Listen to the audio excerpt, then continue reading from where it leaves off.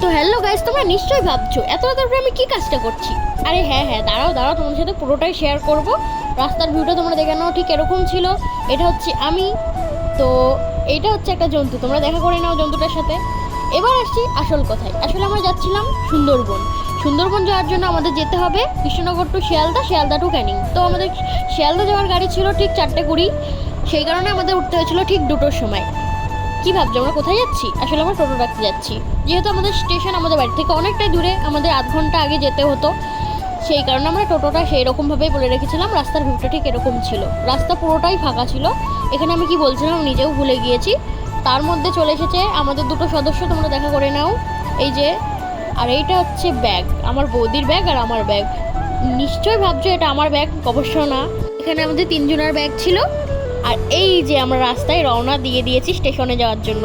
তোমরা দেখতেই পেলে আমাদের পাড়ার ডনগুলোকে। চলো রাস্তাগুলো তোমাদের দেখিয়ে দিই। এই যে এটা একটা ভাইরাল দোকান, তোমরা যখনই আসবে, যত রাতেই আসো খোলা পাবে।